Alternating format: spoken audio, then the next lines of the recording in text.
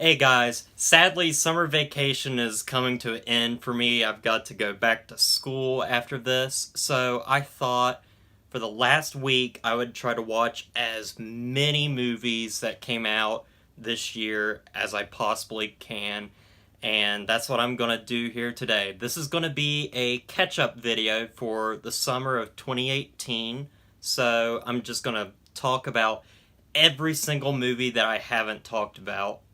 So, with all that said, let's get started with the first movie.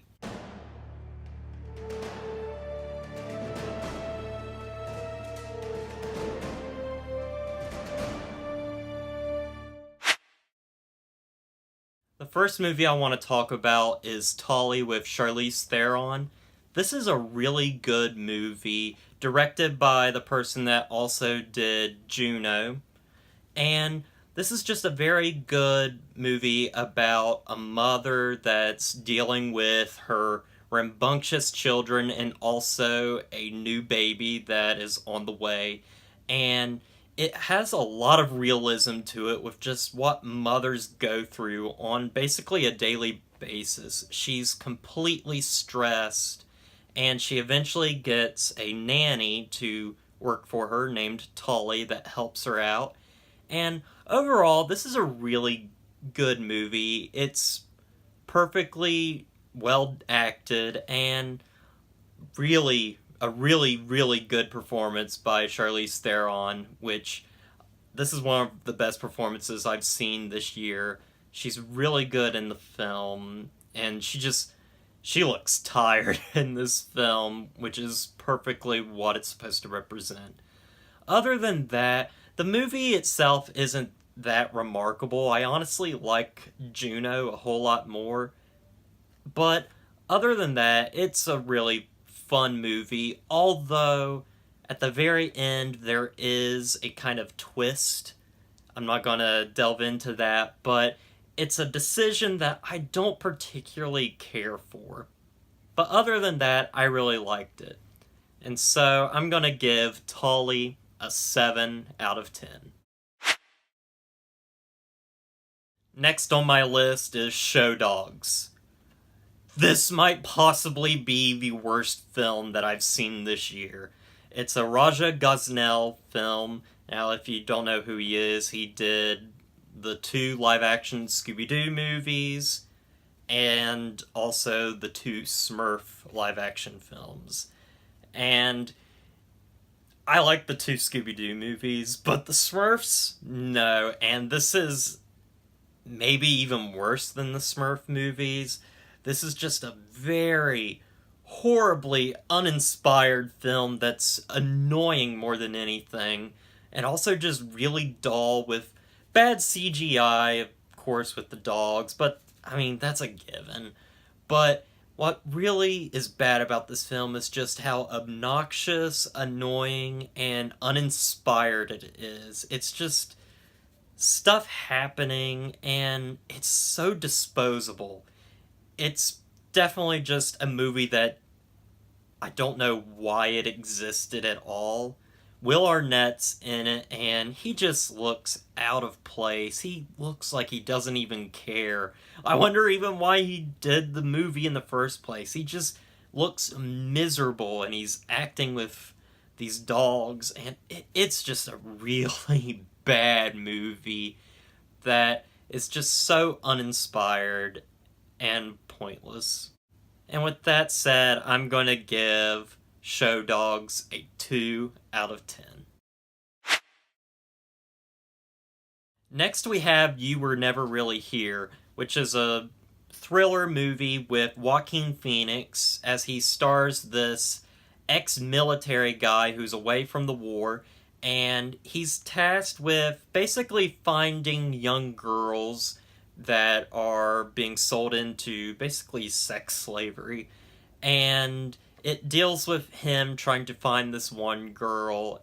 This is a very intense and brutal film from beginning to end. It's ultra violent, and Joaquin Phoenix gives a incredible performance that I think will be very underrated by the end of the year. Overall, this is a very good movie with a very hyper-stylized way of filmmaking that I kind of liked about it. It's a very griming and dirty-looking film, which I think helps bring out the subject matter of the film, sex slavery, so I think that's really cool, and the performance by Joaquin Phoenix is just another incredible performance from the actor. He never disappoints. But other than that, it's a really solid film, but nothing particularly memorable about it. And with that said, I'm gonna give You Were Never Really Here a 7 out of 10. Another bad film. We're gonna talk about Gotti, another traffic wreck of a film made by yours truly, John Travolta, and it's just bad. John Travolta, he tries his damnedest in this movie, but he just can't pull off the New York accent. It's really terrible. The makeup is awful. The story, it makes really no sense. There's so many time jumps in this movie that you're really confused as to what's going on. It's supposed to detail you the life of the gangster Gotti, but it doesn't delve in too much. In fact, it feels more like you're watching the scenes of a gangster movie where, like, you know how you have a scene where a character will be talking in one place and then they're in another place? We're basically watching the scenes that take place in between those two scenes. So really, the uninteresting stuff. This is just a really bad film that's honestly very hilarious, especially the opening scene of the movie where he's at the Brooklyn Bridge. It's fantastic. In the worst possible way, that is. It's not a very good film. It's not the worst film of the year, like some people are saying, but it is a train wreck of a film. Anyway, with that said, I'm gonna give Gotti a 3 out of 10. Next, I'm gonna talk about The Rider. This is a very underrated film that didn't get a lot of showings anywhere. It didn't get a showing around here. It's a nice, really good, independent, contemporary Western film about this man that has a concussion after an accident at a rodeo, and he basically can't do a rodeo anymore. And it really upsets him because that's his life, and he's trying to get back into the game while also dealing with his family, and there's some really touching moments in this film, and this has some of the most naturalistic acting I've seen in a movie this year. The actors all feel like real people, and there's nothing very movie about it. It's more just seeing this person's life, which I really like that. There's not like any particular style to it. It's just a movie.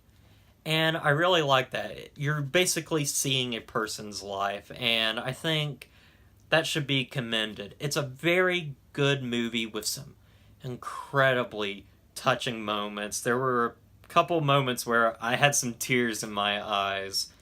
One of the moments you'll see in the trailer if you watch it, but other than that, it's a really good movie, and I think you guys should see it. And with that said, I'm going to give The Rider an 8 out of 10. Next, we have Mary Magdalene from the director of last year's really good movie, Lion, and it stars Joaquin Phoenix and Rooney Mara as the title character, Mary Magdalene. And it's a feminist approach to the story of Mary Magdalene. See, I always thought that Mary Magdalene was a prostitute. That's how oftentimes they portray her. But according to the very end of this film, they state that Mary Magdalene was deemed a prostitute by the Pope in 500 AD. It's somewhere in the 500 ADs. And he basically did this to slander her name a little bit. And so the movie has a much more independent Mary Magdalene that understands Jesus' teachings and follows him to the very end. That could be a really good movie, however, it's just very dull, with many people just whispering their lines, trying to be, I guess, realistic, and it's just very, very dull and just very uninteresting at that point. The movie also is very gray. I don't particularly like it when movies are very gray, unless there's a real purpose to it. Here, I don't find a purpose to it. And Rooney Mara feels almost like a side character in her own movie. Mary Magdalene doesn't feel like the center point for most of the movie. It's really on Jesus, and she's just there listening to him. Which, speaking of Jesus, he's played by Joaquin Phoenix again. He shows up on this list, and this is a very subdued Jesus performance, and unlike any Jesus performance I've ever seen, they always try to make him a commanding presence. They always get a big actor to play him. And here they have a big actor, but he seems so realistic and real, and I don't know, I just really like his performance, and I think that's what people are going to talk about when they see this film. I say you guys check this out. It didn't come out in the States, sadly, because of the whole Weinstein stuff going on, so it only premiered in Europe, but if you guys can find this, really check it out, because you might like it, you might not, but I just found it very boring. And with all that said, I'm gonna give Mary Magdalene a 4 out of 10. Next, we have another bad movie, and a really bad movie at that. Life of the Party with Melissa McCarthy. This movie is supposed to be a comedy, but it's not funny at all. It's really, really hard to sit through, and it's just very dull. It can be very boring too. It's not a funny bad movie. This is just a very hard to watch bad movie with just horrible jokes that really are not funny at all. And just Melissa McCarthy, I've seen her in good stuff before, but she's just not funny here at all. This is just horrible. What else can I say about this movie than it just being dry and bad? Other than, I mean, it's really mean-spirited too. Especially in the very beginning when Melissa McCarthy's husband just leaves her, and I guess it's supposed to be funny because he leaves her on the side of the road. Comedy? Guys, this is just not very good, and one of the most painful movies I've had to sit through this year. And so, with that said, I'm gonna give Life of the Party a 3 out of 10. Alright, next let's talk about Action Point from the guy that's the biggest daredevil I've ever seen, besides Tom Cruise, and that's Johnny Knoxville. This is another one of his movies. I mean, it's in the vein of Jackass as well as Bad Grandpa, except it has a story to it like Bad Grandpa, and he basically tries to make this park that just doesn't work. It's awful, and basically what he's doing throughout the entire movie is doing very painful stunts, and none of it is really funny. In fact, I don't really care for this type of comedy. I don't like seeing people get hurt, especially on film, when I could just see this stuff happening on YouTube. This really is just not that funny. It's just really a bad movie and a pointless movie. I can't really get mad at it because it didn't bother me in any way like Life of the Party did. This is just a not a good movie overall. So I'm just gonna give Action Point a 3 out of 10. Next, we have what might be the most underrated movie of this year, Hotel Artemis. This is a very fun movie that's sci-fi as well as thriller, and it has a perfect mix and has a very incredible cast, including Dave Bautista and Jodie Foster. Overall, it's a very fun movie that does something a little bit different. It contains itself in one particular area in this hotel where Jodie Foster plays this nurse character who basically helps stitch up bad guys who come there. And overall, it's a very interesting film that I really, really enjoyed, but I don't think it's going to get remembered at the very end. But I think if you see this video, you should definitely check it out. It is a very fun movie, and you might find it really, really good. I thought it was pretty good, too. All that said, I'm going to give Hotel Artemis a 7 out of 10. Next, I'm going to talk about a movie that I wish I had seen in theaters when it was out. I'm talking about Incredibles 2. This is a movie that apparently a lot of people wanted to see for 14 years. I mean, I really love the first Incredibles movie, but, I mean, I wasn't clamoring for an Incredibles 2, but here we are, and it takes place right after the first movie. I honestly really like this movie. It has a lot of great action scenes and some very adult stuff in it. There's a person that gets shot in this movie and killed. You don't particularly see all of it, but it's honestly very much more adult.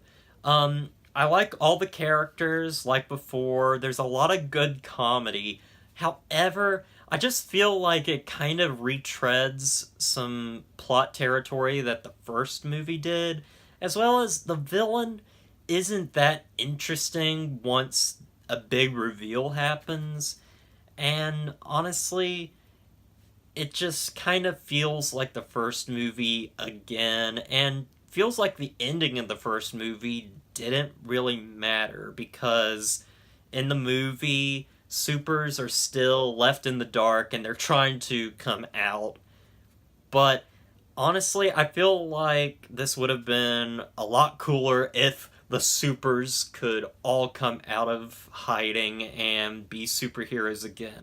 But yeah, I still enjoyed this film a lot, but I don't think it's a amazing movie and one of Pixar's best, or really one of its best sequels. So I'm gonna give Incredibles 2 a 7 out of 10. Next, let's talk about Uncle Drew. This was a film that, when I saw the trailer, I was kind of interested in it, but also, I mean, it's based on a Pepsi commercial, so that could be a big problem. But honestly, I found this movie to be really funny and have some really good heart to it that I really wasn't expecting out of this. This movie can be very funny at times, especially a baptism scene, which is just fantastic and really funny. And all the actors are really good and charismatic, and there's some really nice quiet moments between certain characters, some emotional beats that is actually very well earned, and some just really good performances, and the funny bits are really funny. Not all the jokes land, however, which can be a problem, but I was pleasantly surprised by how much I kind of enjoyed this movie. I didn't particularly love it, but honestly, this is a movie, if it was on TV, I could sit down and watch this. It's just a really corny, cheesy, funny movie that is a lot better than I thought it was going to be. I'm gonna give Uncle Drew a 6 out of 10.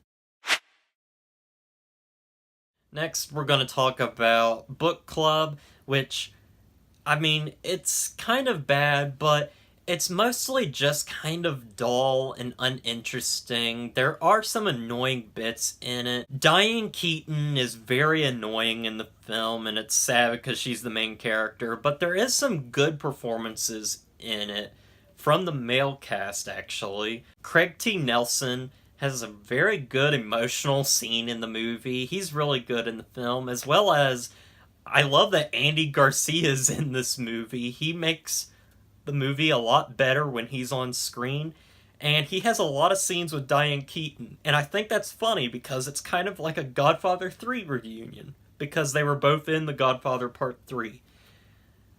Other than that, it's just a very dull movie. It's not particularly funny, and it does get really annoying when it starts talking about the 50 Shades of books. It's just, I'm sick and tired of hearing about 50 Shades, and it can be kind of funny watching these old people like really want to have sex, but honestly it makes me feel kind of uncomfortable as well. Honestly, this is a movie that's very skippable, but not the worst thing I've seen all year. So I'm gonna give Book Club a 5 out of 10. Next, we're going to talk about the movie I Feel Pretty with Amy Schumer. This is a movie, when I saw the trailers, I thought this was going to be completely terrible, and the reviews kind of reflected that it wasn't a very good film. But watching the movie, it's really not that bad. Its heart is in the right place, but it's a very misguided film. It has a unique, great message to it about learning to be yourself, but it's just mishandled. In the movie, Amy Schumer plays this woman that doesn't find herself particularly attractive, and then she gets in an accident, and all of a sudden she thinks that she's beautiful and skinny, and it's a movie that's supposed to be empowering for people that don't look like a supermodel, which I think is honestly pretty nice. However, it's mishandled, especially because it feels a little hypocritical, because Amy Schumer in the past has talked about how, she doesn't care what people say about what she looks like. And honestly, I think she's the wrong person for this movie. Amy Schumer is not that big. Amy Schumer, you're not that big. Honestly, I feel like this movie would have been better if it had somebody that was a little bigger, maybe. But it feels hypocritical with her in it. But honestly, there's some decent laughs in the movie, and Amy Schumer's performance is very good. She's a very likable actress, and just the character is very likable too. And there's a romance in the movie that I found actually very compelling, and one of the best romances I've seen this year. Other than that, it's just a misguided attempt to bring home a moral to a story of just learning to be yourself, but it just doesn't hit the mark. I'm gonna give I Feel Pretty a 5 out of 10. Pacific Rim Uprising was a movie that I really didn't have too many high hopes for. I mean, I've heard good things from Pacific Rim, the first one, but it was never a movie that I was really interested in. I still haven't seen it. But I did think the movie Pacific Rim Uprising looked fun. John Boyega was in it, and what I got when seeing this movie was honestly a very fun movie that I think gets a little too hated. Especially, like, I've seen critic reviews and fan reviews online that people don't particularly care for this movie. I honestly had a blast with it. It's a dumb movie, but it's a fun kind of dumb. I mean, you're watching big robots fight giant monsters. That plot line is just completely stupid. But they make it work with some honestly good characters that aren't very deep or compelling, but they're played by great actors. John Boyega has some depth to him. He's the main character of the first one's son, and there's some baggage with him here. It's overall a very fun movie that I think doesn't get enough credit for being just really fun. And that's all I really wanted with this movie, and it sets up a sequel that I hope we can get it because I'd be really interested in it. So anyway, I'm gonna give Pacific Rim Uprising a 7 out of 10. And the last movie I'm going to talk about today is Upgrade. People have gone nuts over this movie. This was a very small-scaled sci-fi movie that came out over the summer that a lot of people seem to really like, and I'm in that category too. I thought this was a really good film. It's directed and written by Lee Wynell, who wrote the Saw movies, the first three, and also all four of the Insidious movies. And here he directs a movie and writes it, and it's honestly a lot of fun and very brutal. This is basically a body action film with some very violent stuff going on and some really compelling performances. I really loved the action in this film as well as some very comedic moments. So what is Upgrade exactly about? It's about this guy who is wounded after an incident where his wife is murdered before his eyes, and he's put into an operation where he can now live his life and walk around because he's actually lost all ability to walk, and what they put in him allows him to do this. It also enhances his body as well to where, like, he's pretty strong and can hold his own, and so he seeks vengeance on everybody that was involved in his wife's murder.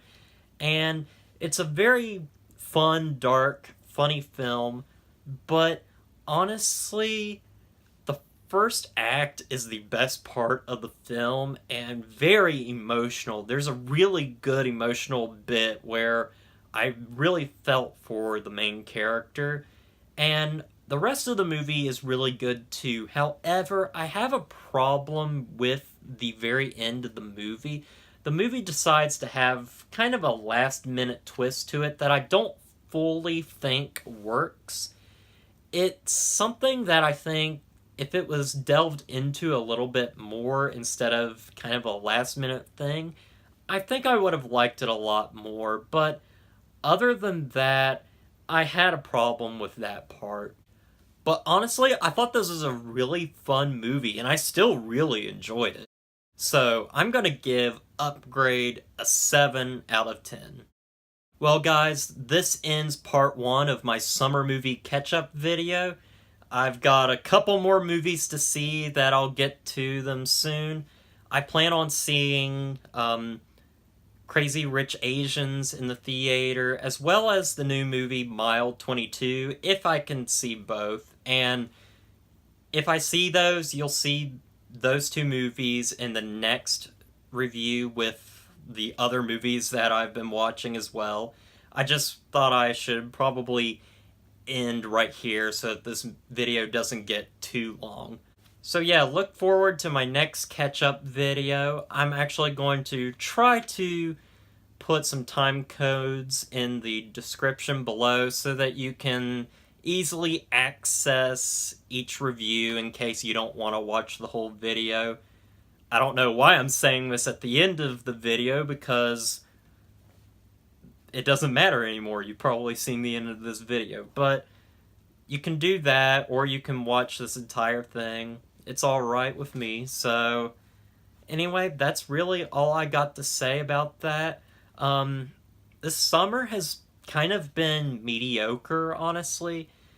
It's had some really good stuff, but nothing really that stands out. There is some really good stuff, such as Mission Impossible Fallout and Black Klansman, but really everything else is either just good, okay, or just really bad. Anyway, guys, that's really all I got to say, so don't forget to like, comment, and subscribe to the channel, and I'll see you guys in the next review.